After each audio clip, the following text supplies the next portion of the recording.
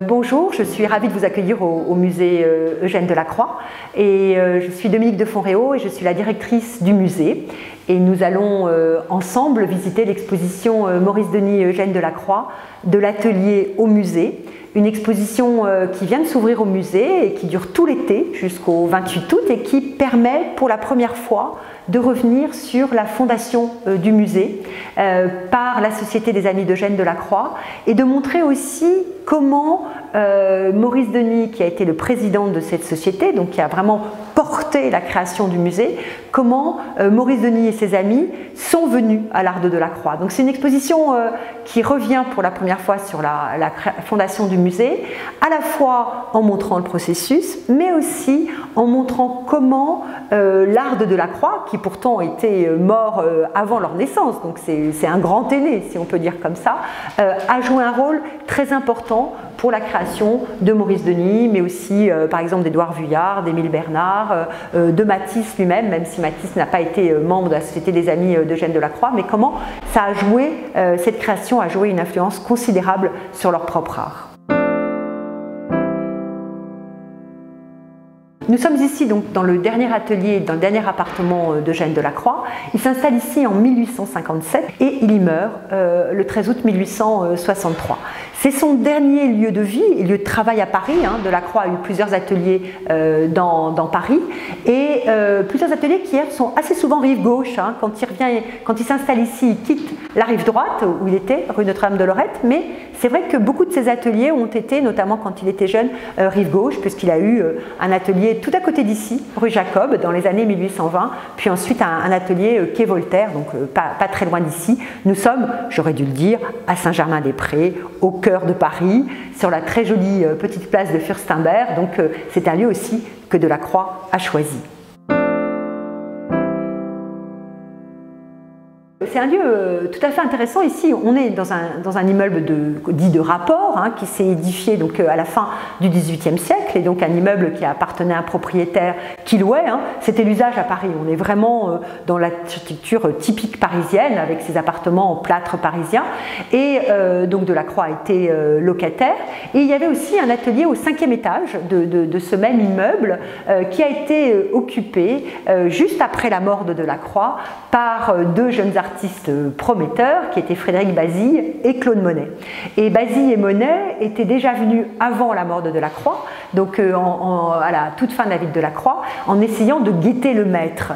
Et ça, c'est un point intéressant, c'est que ce lieu qui a été transformé en musée, donc à l'initiative de la Société des Amis d'Eugène Delacroix à la fin des années 1920, début des années 1930, est un lieu qui avait généré une forme d'intérêt, de fétichisme, si on peut dire comme ça, du vivant même de Delacroix, puisque Bazille et Monet voulaient guetter Delacroix, et puisqu'on sait aussi que le jeune Odilon Redon avait attendu Delacroix en essayant de le saluer et finalement n'avait pas pu le croiser. Et ça, je crois que c'est intéressant parce que les lieux ont une histoire et cette histoire est une histoire forte qui rayonne aussi sur le goût de Delacroix.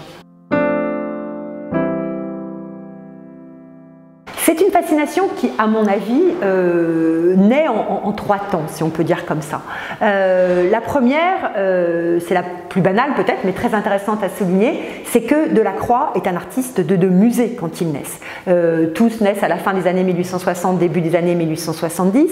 On le sait, les œuvres de Delacroix arrivent au Louvre, venant du musée du Luxembourg, celle qui avait été acquise par l'État en 1874. Donc en fait, grosso modo, eux ont toujours connu Delacroix au Louvre. Ça a l'air de rien, mais c'est très important. Le deuxième point, et ça c'est très intéressant, et très intéressant comme un lieu comme le musée Delacroix, c'est le rapport à la transmission artistique. C'est-à-dire que cet goût pour Delacroix leur vient aussi par des aînés un peu plus proches. Quand je dis plus proches en âge, mais aussi plus proches dans la réalité, puisqu'ils ont pu les rencontrer, et qui sont notamment Paul Cézanne, Paul Gauguin, Odilon Redon, notamment. Donc ça, c'est une proximité de ces trois personnes qui connaissaient aussi Delacroix, qui l'appréciaient, qui ne l'avaient pas non plus connu, bien sûr, mais qui ont aussi partagé avec les plus jeunes, et notamment Maurice Denis et ses amis, leur goût pour Delacroix.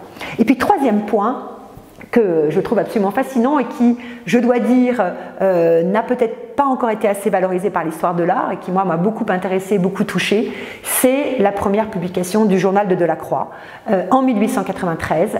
Donc ils ont une vingtaine d'années, ils ont entre 20 et 25 ans, donc de très jeunes gens.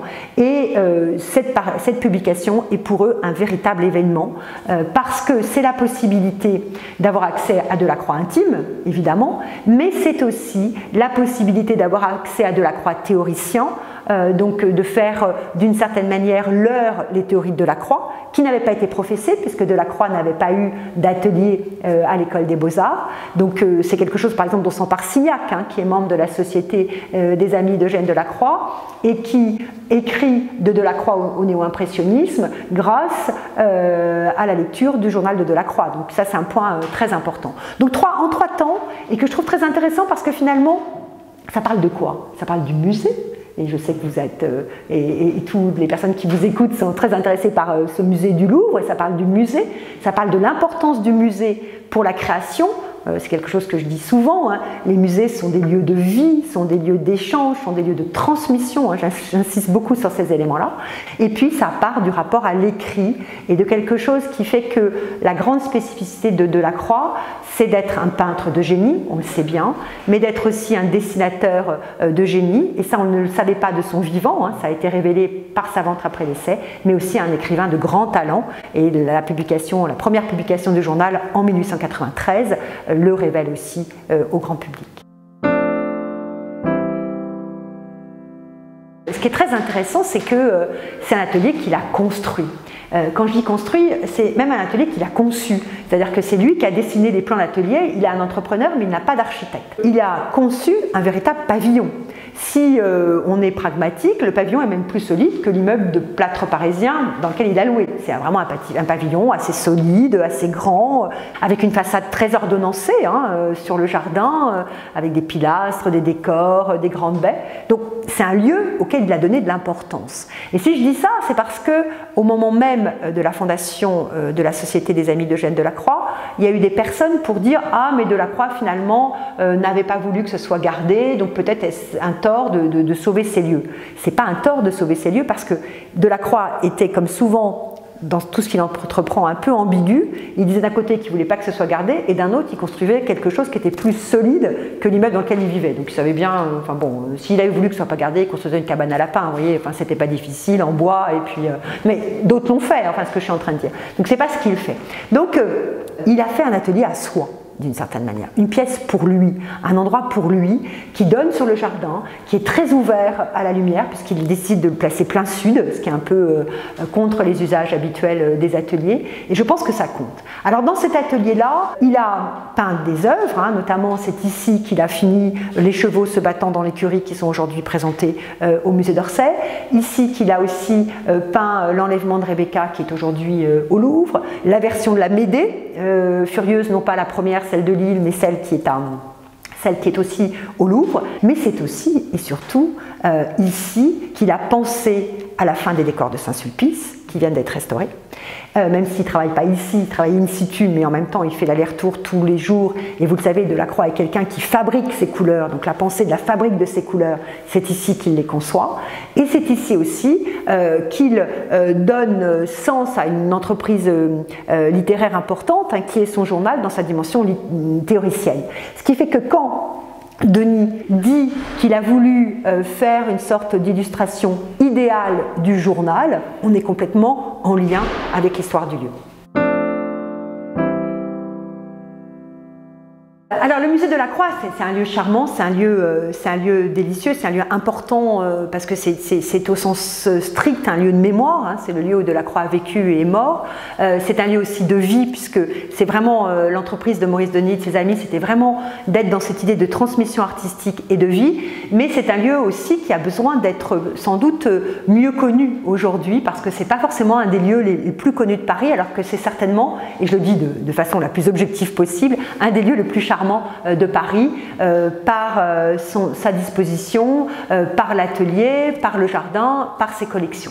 Le musée effectivement a beaucoup évolué dans les dernières années, grâce à quelque chose qui avait été lancé par mon prédécesseur, notamment Christophe Le Ribaud, qui avait mis en œuvre la rénovation du jardin, qui s'est achevée ensuite sous ma direction, l'installation d'un nouvel accueil en bas, sur la cour, en 2014-2015, si je ne me trompe pas. Et puis, nous avons mis en œuvre depuis 2016 la rénovation de l'appartement, en essayant 2 points, et nous sommes ici effectivement dans un nouvel espace, 2 points. L'un, donner l'ensemble de l'appartement de la Croix aux visiteurs, et donc mettre tout ce qui est lieu de service et de bureau dans les espaces qui ne sont pas l'appartement de Delacroix, donc ça c'est important. Donc cet espace-ci était l'ancienne salle à manger de Delacroix, elle est désormais ouverte à Delacroix, à tous les visiteurs, pardon, à Delacroix bien sûr, mais à tous les visiteurs, lapsus intéressant. Et puis, autre élément, rendre l'aspect traversant du lieu. C'est-à-dire que vraiment, ce qui est intéressant ici, c'est que Delacroix n'a pas voulu que les objets qui étaient présentés ici soient gardés, mais en revanche, la disposition des lieux est celle que Delacroix avait voulu, puisque c'est lui qui avait fait faire beaucoup de travaux au moment de son entrée ici. Il fait faire pour plus de 8500 francs or de l'époque, donc ce qui est une somme très considérable. Et du coup, on a gardé la disposition des lieux, l'aspect traversant entre cour et jardin, que Delacroix aimait beaucoup, l'ouverture des pièces, et donc c'est quelque chose qu'on a essayé de rendre le plus possible, de même que les couleurs qui sont proches de celles que Delacroix avait, et nous avons repris aussi, alors là c'est plus moderne, mais l'éclairage muséographique pour qu'il soit le mieux adapté possible aux œuvres, en ayant à la fois un éclairage qui permette d'éclairer les peintures, mais aussi de protéger les dessins, ça va de soi évidemment. Les recherches qu'on a conduites pour l'exposition ont montré que Maurice Denis était, ça on le savait depuis longtemps, avait été le premier président de la Société des Amis d'Eugène Delacroix, c'est quelque chose qu'on connaissait, mais ce qu'on ignorait ou ce qui n'avait pas été mis en valeur, c'est le fait qu'il avait vraiment dédié 15 ans de sa vie, de 1928 jusqu'à sa mort en 1943, à la transformation de l'atelier de Delacroix en musée. Et qu'il a joué vraiment un rôle de directeur d'institution, en sollicitant les pouvoirs publics pour avoir de l'argent, en allant chercher des membres, en sollicitant des donateurs pour la collection. Il se révèle un conservateur tout à fait plus qu'honorable, même tout à fait remarquable. Je trouve ça aussi très intéressant par rapport à Denis lui-même. Ça donne une vision finalement peut-être moins compassée, moins convenu, puisqu'on parle souvent du Maurice Denis Nabi, donc celui-là est bien sûr pas convenu, puis après on se dit ah bah oui mais Maurice Denis après c'est un peintre de bondieuserie, il est peut-être plus compassé. En fait pas du tout, c'est quelqu'un qui a une ténacité très grande, qui a de temps en temps quelques coups de gueule, il dit maintenant on y va, on continue et on mènera le projet jusqu'au bout, et qui a aussi une justesse de l'intuition muséale, c'est-à-dire qu'il se dit 2 choses quand il a la responsabilité ici. L'une, c'est que les Delacroix sont au Louvre et que ça n'aurait pas de sens de répéter ici ce qui se passe au Louvre. D'où, ce que je disais tout à l'heure, le rapport au journal, c'est-à-dire qu'on ne va pas doubler, il faut tirer un fil qui soit un autre fil. Et l'autre point, c'est de dire, on ne va pas faire un mémorial. Delacroix n'a pas voulu que l'on garde les objets qui étaient ici, il a souhaité qu'ils soient ou donnés, ou légués, ou vendus. On ne va pas aller acheter n'importe quoi sur le marché pour avoir des meubles à la manière de Delacroix. Et il fait le choix du musée par rapport au choix du mémorial. Et donc ça montre quelqu'un qui non seulement a de la ténacité, de l'engagement, de la fougue, toute qualité humaine riche, mais ça montre quelqu'un qui a une vraie clairvoyance de ce qu'est le musée. Donc, l'avoir comme prédécesseur, ça nous oblige. On est obligé d'être à sa hauteur, ce qui n'est pas simple, mais en tout cas, c'est un modèle à suivre. Et je voulais peut-être commencer notre petit parcours ensemble par ce très beau et très émouvant autoportrait de Maurice Denis. Donc Maurice Denis se représente donc devant la fenêtre. On est ici, Maurice Denis, c'est au moment où il fonde la Société des Amis d'Eugène Delacroix, donc à la fin des années 1920, il a presque 50 ans, qui est un âge symbolique, non seulement de façon générale pour tout le monde, mais aussi en particulier pour Denis dans son lien à Delacroix, puisque c'est l'homme de 50 ans de Montaigne des Essais, homme de 50 ans qui avait servi de modèle au journal de Delacroix quand Delacroix reprend son journal en 1847. Donc il y a quand même une symbolique dont, à mon avis, Denis est conscient, évidemment, quelque chose qui est déjà l'idée d'un suivi, d'une transmission. Cet autoportrait, il est très émouvant pour plusieurs raisons. D'abord parce que, si on le regarde, Denis se représente sans concession. Hein. Il montre ses cheveux gris, sa barbe poivre et sel, les yeux fatigués, les traits tirés, les rides. Donc il a 50 ans, il ne joue pas au jeune homme, si je peux dire comme ça. Et c'est aussi un monsieur qui se représente. Hein. Il a un complet marron, une cravate, une chemise blanche, la Légion d'honneur. Hein. Donc c'est un monsieur relativement important. On voit tout ça nous est montré. Donc il y a quelque chose quand même. Il accepte ce qu'il est à ce moment-là, c'est-à-dire un peintre qui appartient aux institutions et un peintre reconnu. Mais il y a aussi deux éléments qui sont très touchants. L'un, c'est que la composition de cette œuvre, c'est grosso modo celle qu'il avait déjà choisie pour son premier autoportrait à l'âge de 18 ans, où là il est en jeune homme, il est aussi comme ça devant une fenêtre, et à l'époque il a une palette et un pinceau à la main. Donc il se représente en jeune peintre, mais c'est la même composition que celle qu'il prend ici. Puis l'autre, c'est que s'il ne cherche pas à éluder tous les signes du vieillissement, qui sont les siens, il donne à son regard bleu un éclat très fort. La pupille éclate, on voit bien qu'il y a un peu de blanc dans la pupille, et l'œil est resté vif, et cette vivacité, cet engagement, on a le sentiment quand on l'expose ici qu'il est prêt à les donner pour le musée Eugène Delacroix. Alors l'autre œuvre que je voulais vous montrer, c'est une œuvre qui appartient à notre collection et qui nous a été donnée par Claire Denis, une des petites filles de Maurice Denis, que je remercie beaucoup pour le soutien au musée et le soutien au projet, et qui est un dessin que Denis réalise de la façade de l'atelier d'Eugène Delacroix au moment où il entreprend donc de transformer les lieux en musée. Et c'est un très joli dessin qui d'ailleurs est en train de devenir une des images référentes du musée, puisqu'on la place dans différents éléments de communication du musée. C'est un très joli dessin parce que c'est un dessin qui à la fois reflète la réalité. Denis dessine la façade telle qu'elle est, cette façade ordonnancée dont je parlais tout à l'heure, une façade assez solennelle, majestueuse que Delacroix a voulu, mais en même temps, par le point de vue qu'il choisit, on voit bien qu'il est dans cette sorte, comment dirais-je, d'appréciation un peu duel du lieu. À la fois, il se place un peu en contre-plongée, donc ça élève encore la façade, qui est encore plus majestueuse qu'elle ne l'est normalement, puisqu'on a l'impression d'une élévation plus haute, et puis il met en avant notamment ici un des moulages antiques que Delacroix avait choisi, et puis l'autre point, c'est qu'il laisse les arbres présents devant, en laissant cette idée un peu de belle endormie, un peu comme si c'était la Belle au bois dormant qu'il fallait venir réveiller. Et cette présence des arbres, c'est non seulement le rapport avec la Belle au bois dormant qui veut venir réveiller, mais c'est un peu ça, mais c'est aussi presque, alors c'est moi qui vois ça, mais un peu une autocitation par rapport à Denis, de ce rapport à la signification des arbres, y compris des significations mystiques des arbres, si on pense notamment par exemple au être de Kerdruel, donc ce tableau qui est au musée d'Orsay. Avec mes prédécesseurs, nous avons institué depuis une dizaine d'années vraiment une politique d'acquisition très dynamique du musée qui permette de valoriser la collection. Et je voulais vous montrer une de nos dernières acquisitions qu'on a faite en avril 2016, donc il y a juste un an, qui est une œuvre tout à fait remarquable, qui est le premier portrait de George Sand par Eugène Delacroix, que Delacroix donc exécute en 1834 à la demande du directeur de la Revue des Deux Mondes, Frédéric Buloz.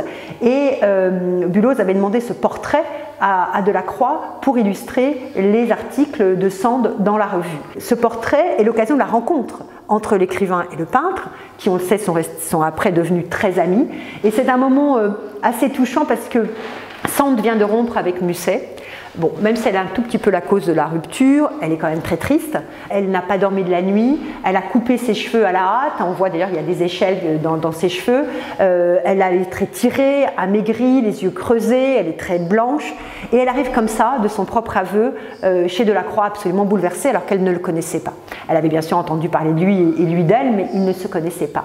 Et elle dit de son propre aveu qu'elle n'a pu faire que pleurer en fumant. Elle le dit elle-même, je n'ai pu faire que ça.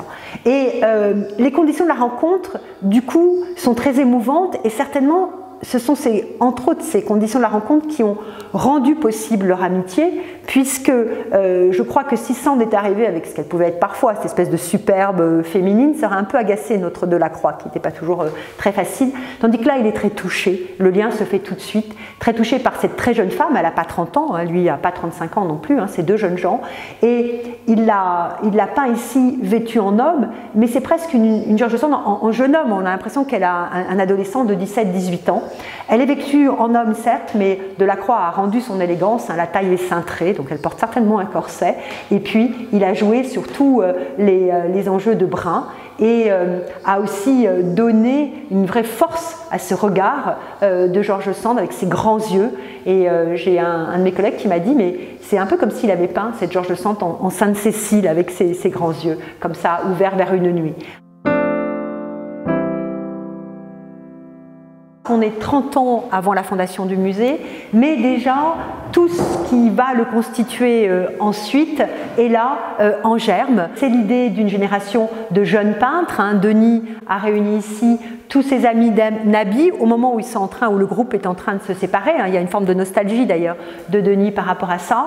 Dans la galerie d'Ambroise Vollard, qui était leur marchand à tous et qui est là d'ailleurs derrière le chevalet, et autour d'un tableau de Cézanne. Mais cet hommage à Cézanne est aussi un hommage à Redon. On voit bien que tous les regards convergent vers Odilon Redon, hein, l'homme qui est à l'extrême gauche du tableau, un peu plus âgé que les autres. C'est aussi un hommage à Delacroix, parce que la référence implicite, à la fois par la représentation, hein, ces hommes vêtus de costumes noirs autour d'un artiste qu'ils honorent, hein, donc c'est l'évocation de l'hommage à Delacroix par ces hommes donc en costume noir, comme chez Fantin-Latour, hein, l'hommage à Delacroix de Fantin-Latour. C'est un hommage pour un artiste, mais c'est aussi un hommage à leur propre création. C'est-à-dire que finalement, que ce soit Delacroix chez Fantin-Latour ou Cézanne ici, ils sont des guides pour leur propre création. Donc ce n'est pas du tout des maîtres devant lesquels on s'effacerait, c'est des maîtres finalement qui vous donnent la possibilité de devenir vous-même. Et c'est un peu le lien à Cézanne ou à Delacroix, par exemple pour Maurice Denis, ne se fait pas dans l'ordre de la copie, mais celui de l'affranchissement en fait, et de l'affranchissement à être soi. Et c'est aussi un hommage à Gauguin, dont on voit un des tableaux tahitiens derrière Redon, derrière Vuillard, avec un très joli rose. Et quand on regarde attentivement le tableau, ce que j'ai fait pour faire son constat d'entrée dans l'exposition, Denis a repris une petite tache de rose dans pratiquement tous les personnages, qui est aussi une touche de l'hommage à Gauguin. C'est un tableau qui, au moment de sa présentation, vraiment est plutôt décrié. On ne sait pas ce qu'ils font là, on ne comprend pas. Hommage à Cézanne, tout le monde regarde Redon. Redon lui-même n'est pas très content, parce qu'il ne voit pas pourquoi c'est un hommage à Cézanne, alors que tous les regards convergent vers lui. Cézanne est content, mais il n'a pas vu le tableau. Et c'est un tableau donc, qui n'est pas très bien reçu à ce moment-là.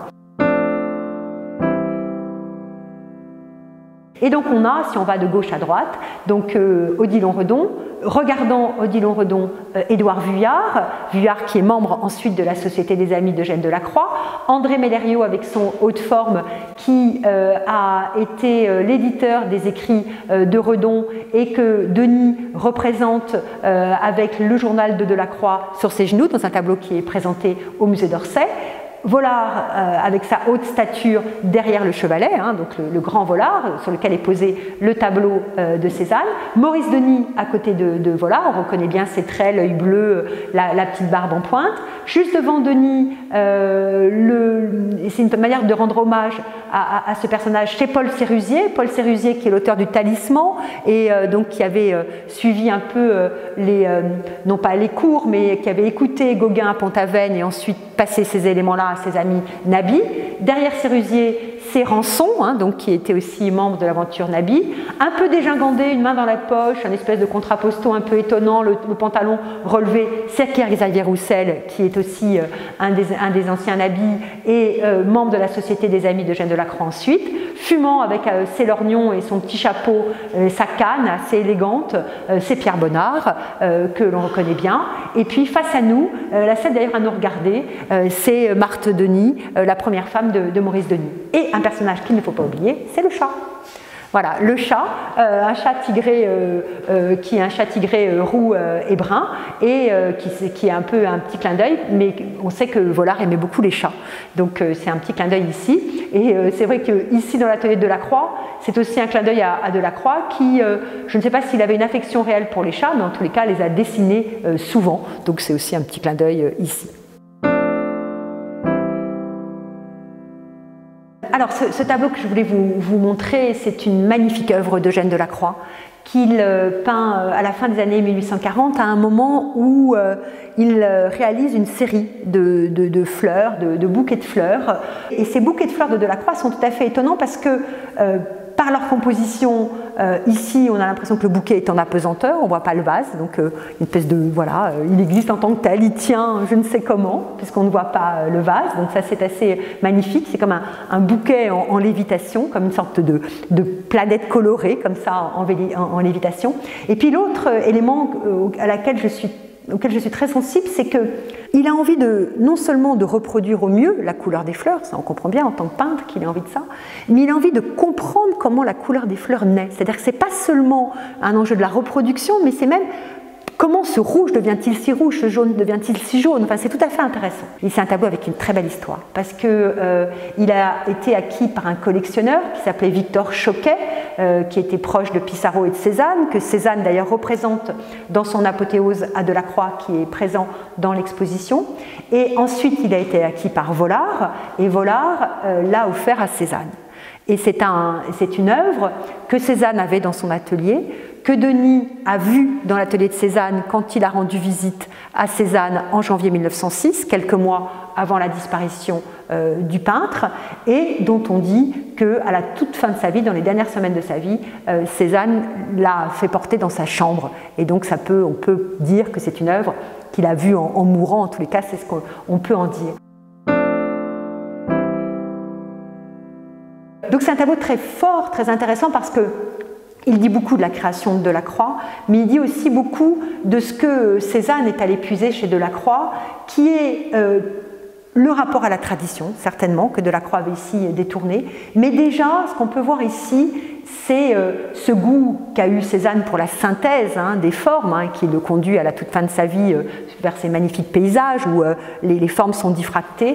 Ici, par ce rapport à la fois à la couleur et la matière, Delacroix, sans le savoir, on est en 1848 ou 1849, on est très sans le savoir, a pu mettre ensuite Cézanne sur la voie d'une non seulement d'un goût pour Delacroix, mais aussi d'une voie artistique nouvelle. Alors, Cézanne réalise un bouquet qui est aujourd'hui au musée Pouchkine, à Moscou, à partir de cette œuvre-là, à la toute fin de sa vie. Et dans l'exposition, nous avons mis à côté un très beau bouquet de Gauguin, qui est prêté par la National Gallery de Londres, un magnifique prêt de Gauguin, et aussi un tableau très intéressant, puisque c'est un tableau qui a appartenu à Edgar Degas.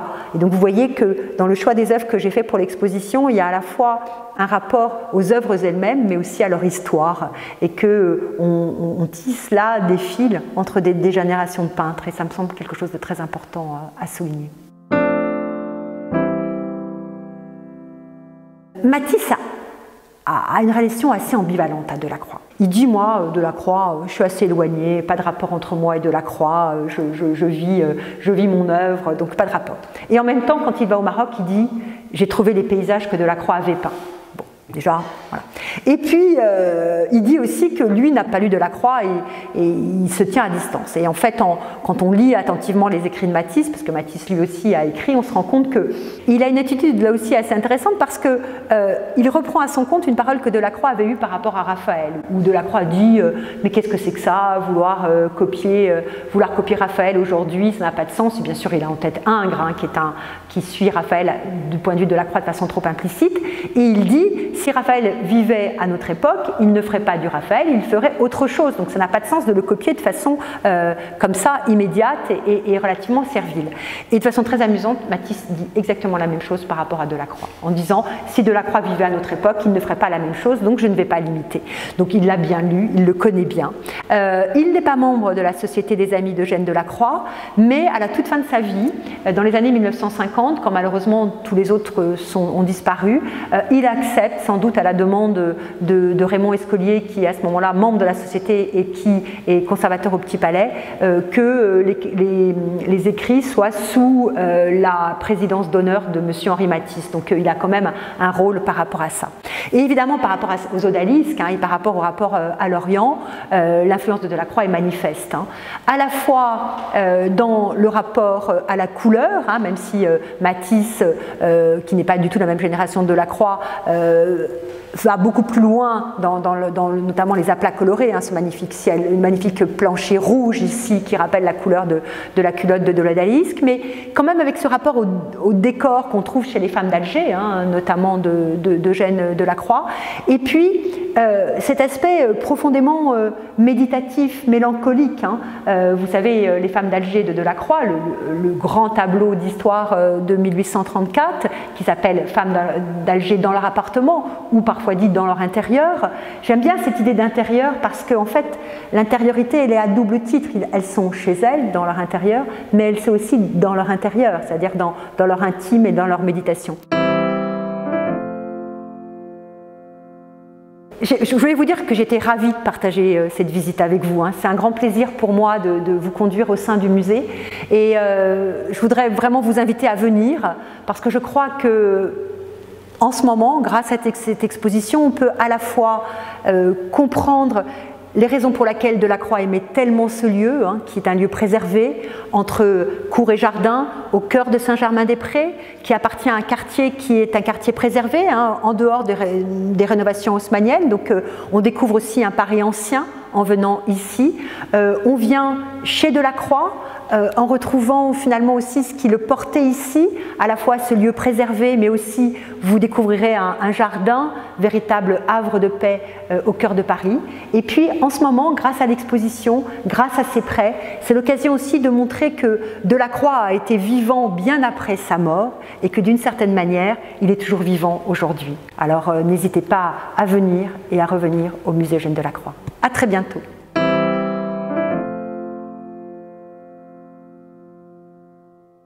Un grand merci à vous, merci infiniment.